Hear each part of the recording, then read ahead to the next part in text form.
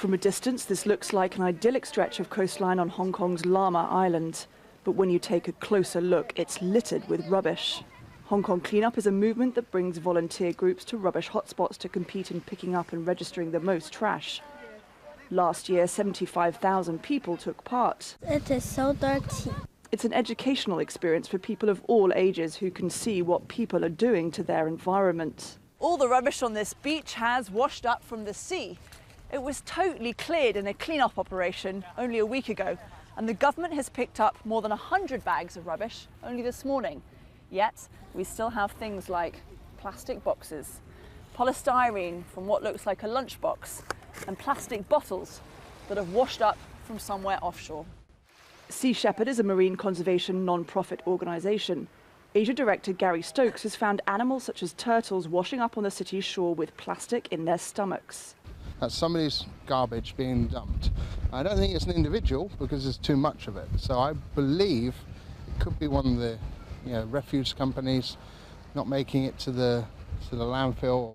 It's the government's job to clean up the water and coastlines of Hong Kong. Last year it collected 15,000 tonnes of rubbish in coastal areas, much of it in the sea.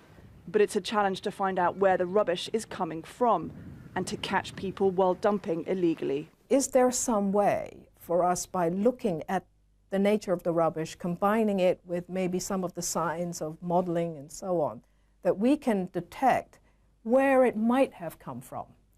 Now, it's not so obvious who could have thrown it. Hong Kong's clean-up groups cleared 5,000 tonnes from the city's beaches last year and expect to pick up even more by the end of this year. After 16 years in this line of work, Lisa Christensen says the problem is getting worse. We have 10,000 street cleaners that clean the streets every day. We have a select number of beaches in Hong Kong which are cleaned regularly by government and are officially gazetted beaches. However, there remain hundreds of beautiful beaches and coastlines and mangroves and rocky shorelines that are not cleaned regularly by government, and they need to be. Marine waste is a global problem, but in Hong Kong, with a coastline and 200 islands, it's more obvious what's being put into our oceans. But in the case of the rubbish on these beaches, people are making an effort to be part of the solution. Caroline Malone, Al Jazeera, Hong Kong.